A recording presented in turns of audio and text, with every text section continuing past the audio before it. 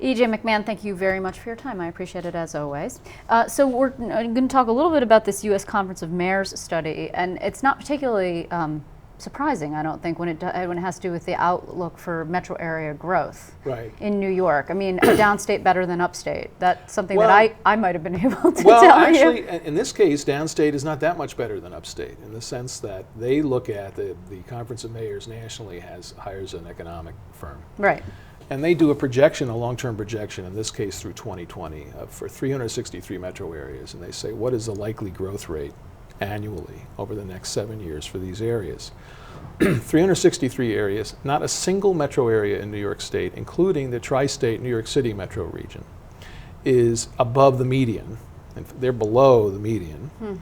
The median point is like 2.5%. They're below that, 2.6% a year. They're like 2.4. The other downstate areas are also below the median, Hudson Valley areas. The upstate metro areas are all grouped near the bottom. And 10 in the bottom 10, 5 of the bottom 10 are upstate areas, including the bottom 2, Binghamton and Elmira, and the Utica Rome, pardon me, is the other one. Okay, so first of all, we should say what we're talking about is economic growth. This has nothing to do with population, so we can get that off the table. Although they are related. Right, they are related. But the governor, of course, has been talking about, the Buffalo Billion, for example, and the Centers for Excellence and all of these other incentives. And you and I have talked about incentive-based economic development. And despite all of this money that the state is pumping into specialized areas, Startup New York, et cetera, we're still falling below the median. So is there anything that the state can do to fix the problem, or at least to address the problem, or is this just simply the reality that New York has to accept vis-a-vis growth in other states, which are booming? Well, I mean, it's not a reality we must or should accept. It's not just an old cold state phenomenon. There are several regions in each of the following states, Michigan, Wisconsin, Indiana, to name 3, that have much stronger growth prospects than any region in New York State, for instance. I think that there's a general sort of climactic issue, not figuratively as well as literally.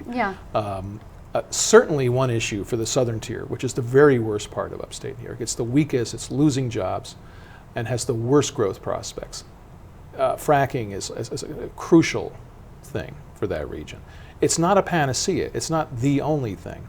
But clearly, it would make a huge difference, as it's made a huge difference in all the regions of the country where it's taking place.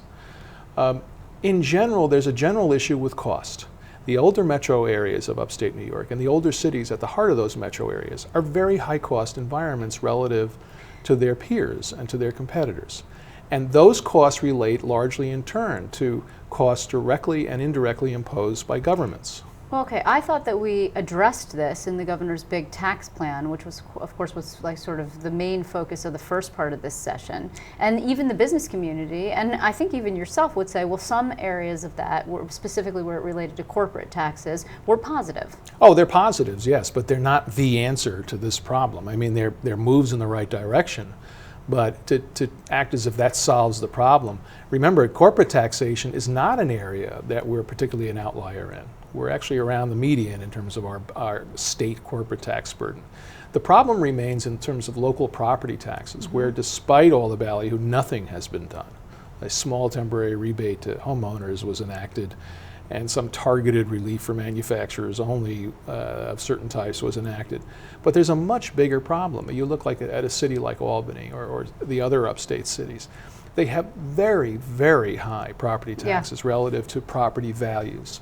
And the only way that any development takes place in those cities is if it is government incentivized, if it's abated, as they say, if somebody is getting a tax break and an incentive, or a tax break or an incentive. There is really zero market rate development in any of those places other than an occasional dollar store. Well, the other problem also is that the government itself is not cost effective, right? And so the government itself has put in various different efforts, this is under the Cuomo administration, to curb costs, including creating a 6th tier in the pension system, and then subsequently takes steps to undo that. Now, we don't know what the Cuomo administration is going to do with what I'm about to say, so we should say that. But the legislature is already making moves in this session at the very end with what we know as pension sweeteners, including the first rollback of Tier 6. That's right.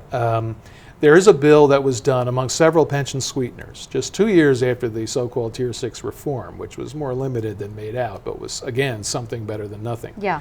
So one of the key reforms of Tier 6 was to end early retirement, meaning you could retire as young as 55 after 30 years and not have a reduction in your pension. That was one of the major changes. Well, one of the many state unions, the one representing about 4,000 court officers, got a bill through at the end of session. And by the way, appears out of nowhere in the last 2 weeks of session, well, but that is, and goes like grease works. lightning through the Senate and the Assembly without debate or deliberation. Well, this bill would give back early retirement to these state court officers on the grounds that they have a uniquely stressful job, which everybody in any occupation would claim on a bad day. Right. All right. Here's the pattern. The pattern of undoing previous so-called pension reforms going back 30 years in New York State is that one union starts the landslide. Yeah. They get it undone, like the loose thread on a sweater. Everybody else comes up and says, well, they've got this. We ought to get it too. And if this is allowed to go through, if the governor signs this, the other pieces will fall off in due order. Okay, so what we're looking for is what kind of action the governor takes on that particular bill. If he stands, bills like it. If he stands firm, of Right. course, and we would expect that he would, given the rhetoric up until this Right. point, which is to say that the creation of Tier 6 is going to save X million dollars Right. over a Right. 30-year lifespan, Right. et cetera. So there's that. I also want to talk to you just briefly about the Tappan Zee Bridge funding. Right. Now, this is something that actually we spoke about yesterday. Right. The Tappan Zee Bridge funding and the Environmental Facilities Corporation loan, interest-free portion of it, Right. that the state wants to give effectively to itself, if I'm not Right. mistaken. Right. I mean, you are actually in agreement with the environmentalists on this one. Oh, certainly. And you're not in agreement necessarily on everything, the two of you. No. But I mean, what their point is that money from a clean water state revolving loan fund should be spent on clean water projects, as Right. delineated for years, and not spent on the Tappan Zee construction because it goes across water and has, an estuary under it with habitats, which is the excuse in this case. The broader issue here, which relates to economic growth in the future also, is that the Tappan Zee Bridge is an enormous project. It's a $3.9 billion project for which, incredibly, although the pile drivers are at work as we sit here, the state has not put on the table a financing plan. So we have no idea how they're going to pay for it. How that bridge is financed could have a tremendous bearing on infrastructure capacity throughout the state, which is another important piece. Well, and also on the ability of people to conduct commerce, because you have so Right. many people who are driving from point A to point B, Right. and if in fact the tolls are hiked to a rate that truckers don't want to pay or Right. commuters don't want to pay, you have a situation that is problematic. We need to reach a new balance. We need a whole new program for funding infrastructure. Toll increases will be part of the picture, by the way, Certainly. although the governor refuses to acknowledge it.